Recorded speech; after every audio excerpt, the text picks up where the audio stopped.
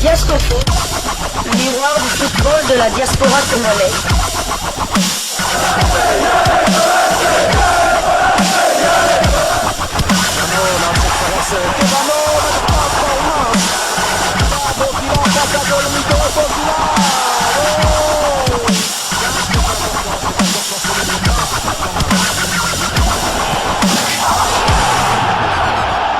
Diascofoot, le miroir du football de la diaspora congolaise. Vous êtes sur Diascofoot, le miroir du football de la diaspora congolaise. Diascofoot vous dit bonjour, tout le plaisir est pour nous de vous retrouver, mais surtout de savoir que vous êtes nombreux en train de suivre votre chaîne YouTube dédiée uniquement aux footballeurs de la diaspora congolaise. C'est l'heure de partager avec vous quelques news que nous avons pu récolter pour vous, des news concernant certains de nos internationaux ou des binationaux qui se sont illustrés dans leurs clubs respectifs, et cela dans le cadre de cette livraison sportive de ce mardi 21 mai 2024, une livraison que nous débutons par la Russie, où l'on jouait la 29e et avant-dernière journée de la première ligue russe. Le Spartak Moscou enregistre une deuxième victoire consécutive après s'être défait du Rubin Kazan, score final 3-1. Titulaire, et ce pour la deuxième fois de suite, Théo Bongonda, le Messi congolais, avait ouvert la marque à la 20e minute, son 8e but de la saison. Il sera remplacé à la 76e minute de jeu. Cette saison, son temps de jeu est de 1887 minutes sur 3973, 34 matchs joués sur 41. 8 buts marqués, 2 passes décisives délivrées, toutes compétitions confondues. Le Spartak Moscou est 5e au classement de la première ligue russe avec 49 points, 14 victoires, 7 nuls et 8 défaites, 41 buts marqués et 32 encaissés. Prochain rendez-vous, le Spartak Moscou sera reçu par le FK Orenbourg dans le cadre de la 30e et dernière journée de la première ligue russe. Nous quittons la Russie, nous allons cette fois du côté de l'Hexagone en France, où l'on jouait la dernière journée de la Ligue 1, championnat français de première division. Mauvaise nouvelle pour un léopard, l'international congolais double brassard Chancel Mbemba Mangulu. Malgré la victoire, pas de Coupe d'Europe pour l'Olympique de Marseille. Malgré sa victoire face au Havre sur le score d'1 but contre 2, l'Olympique de Marseille ne sera pas européen la saison prochaine. En effet, les Phocéens finissent à la 8e place de Ligue 1 avec 50 points. Titulaire et capitaine au coup d'envoi, Chancel Mbemba disputait l'intégralité de ce match pour sa 3e fois consécutive. A noter qu'il s'agissait de sa 5e titularisation consécutive également. Chancel Mbemba a porté à 3631 minutes son temps de jeu sur les 4491 minutes possibles. Il aura participé à 40 des 46 matchs avec son club, avec à la clé 6 buts inscrits et 2 passes décisives délivrées. Après ce succès, Marseille termine la saison à la 8e place avec 50 points, 13 victoires, 11 nuls et 10 défaites. Ils ont inscrit 52 buts contre 41 encaissés. Insuffisant malheureusement pour être européen la saison prochaine.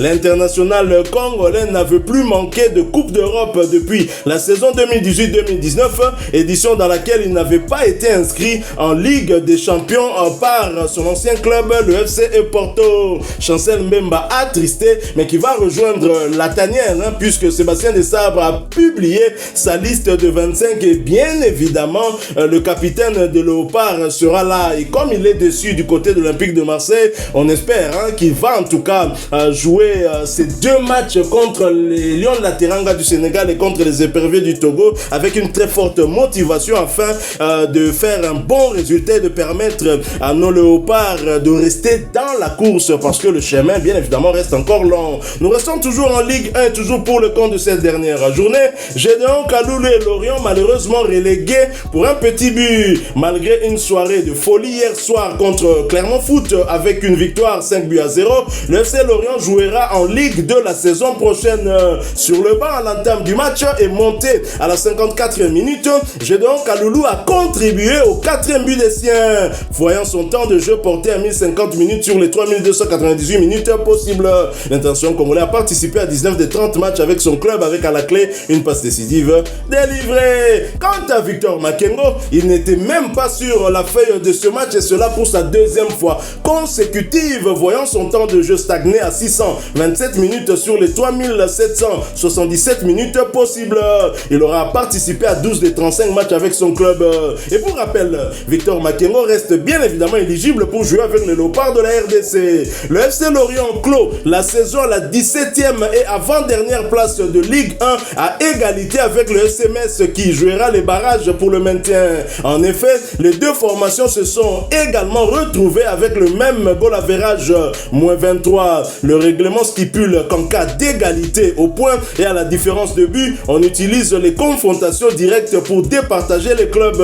Et c'est là que Gédéon Kalulu et ses coéquipiers sont malheureusement tombés. Le FC Lorient a 7 victoires, 8 nuls et 19 défaites, 43 buts inscrits contre 66 encaissés. Ce que nous retiendrons, ce sera que le FC Lorient sera relégué malheureusement en Ligue 2. Quid de l'avenir de Gédéon Kalulu? On va attendre dans les semaines à suivre, mais certainement dans sa tête, il est maintenant, il a les yeux maintenant rivés vers les prochaines échéances avec le Léopard de la RDC. Toujours en Ligue 1, toujours pour le compte de cette dernière journée, Moutoussamy Samuel et le FC Nantes s'inclinent lourdement à Monaco. Soirée plutôt compliquée pour les Canaries qui perdent leur dernier match de la saison face au Monégasque. Score final 4-0. Les Canaries finissent à la 14e place de Ligue 1 avec 33 points, 9 victoires, 6 nuls et 19 défaites, 30 buts inscrits contre 56, contre 55 encaissés. Titulaire, le double poumon de Léopard de la RDC Samuel Moutoussamy a bien évidemment disputé l'intégralité de ce match, portant son temps de jeu à 1237 minutes sur les 2907 minutes possibles. Il aura participé à 26 des 30 matchs avec son club. Et en fin de contrat, le 30 juin prochain avec les Canaries, le Léopard venait là de jouer peut-être son tout dernier match sous les couleurs nantaises. Affaire que nous allons continuer à suivre. Mais ce qui est sûr, il reste maintenant focus pour le 6 juin et 9 juin prochain où les Léopards seront face aux Lions de la Teranga du Sénégal à Dakar pour le compte de la 3e journée des éliminatoires du Mondial 2026 et à Kinshasa avec la réception des éperviers du Togo pour le compte de la 4e journée de ces des mêmes éliminatoires. Donc on a des mauvaises nouvelles avec cette dernière journée en Ligue 1 française. Chancel Mbemba et l'OM ne seront pas européens. Gédéon Kalulu relégué en Ligue 2 et tous ces joueurs sont bien évidemment internationaux congolais qui ont même été repris dans la liste de Sébastien Desabre pour jouer contre le Sénégal et le Togo.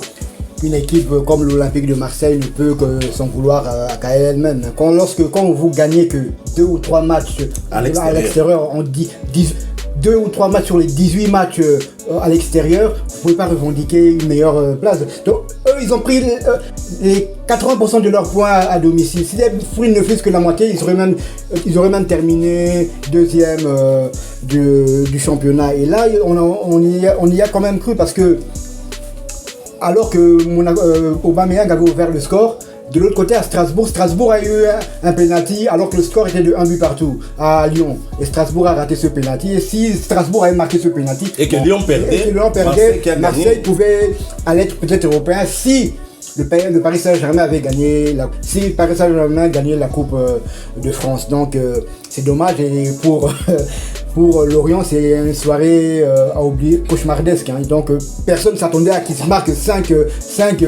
buts et ils espèrent même jouer les barrages. Là, ils ont marqué 5 buts, malheureusement, ou je dirais malheureusement pour Metz que le Paris Saint-Germain n'a marqué que 2 buts. Parce que si le Paris Saint-Germain avait marqué 3 buts avec leurs 5 buts là, mais Lorient allait être sauvé, mais bon, eux aussi, c'est pas à la dernière minute, c'est pas à la dernière journée qu'il faut savoir se sauver. Donc ils ont été irréguliers tout au long de la saison, donc c'est tout à fait logique qu'ils descendent. Et maintenant, quid de l'avenir de Gédéon Kalulu et Moutoussamy, surtout qui est en fin de contrat du côté de Nantes. On le saura peut-être dans les prochaines semaines. Oui, c'est vrai que sur un plan collectif, c'est pas bon. Ce sont des mauvaises nouvelles pour nos internationaux repris dans la liste de Sébastien Desabre. Mais sur un plan individuel, je dirais qu'ils ont terminé fort. Chancel Mbemba Mangoulou qui termine avec 6 buts. Je pense qu'il doit être le deuxième meilleur buteur derrière l'incontournable Pierre-Emerick Aubameyang. J'ai donc Kaloulou qui n'a toujours pas eu vraiment de temps de jeu, mais au moins il fait son entrée en jeu. Mais ce qui est intéressant aussi, c'est qu'il s'est montré décisif avec cette passe décisive pour le 4e but de son équipe. Et si son équipe avait inscrit un 6e but, on ne serait pas là en tout cas à parler de relégation. Peut-être qu'ils auraient évité ça encore pour quelques 2-3 matchs encore. Quant à Samuel Moutoussamy, il a eu du temps de jeu, il a pleinement joué l'intégralité de cette rencontre et en terminant, même si sur une lourde défaite, mais ils avaient déjà accompli leur mission en se maintenant en Ligue 1. Et donc pour les Léopards, je pense que nos joueurs, la leçon qu'on peut tirer, c'est qu'ils terminent la saison en forme. Et c'est ce qui est intéressant. Voilà qui met fin à cette 4e livraison sportive de ce lundi 20 mai 2024. Si vous l'avez aimé, laissez-nous un maximum de j'aime. Merci de partager avec nous en commentaire votre point de vue. Et n'oubliez pas de vous abonner si vous êtes nouveau.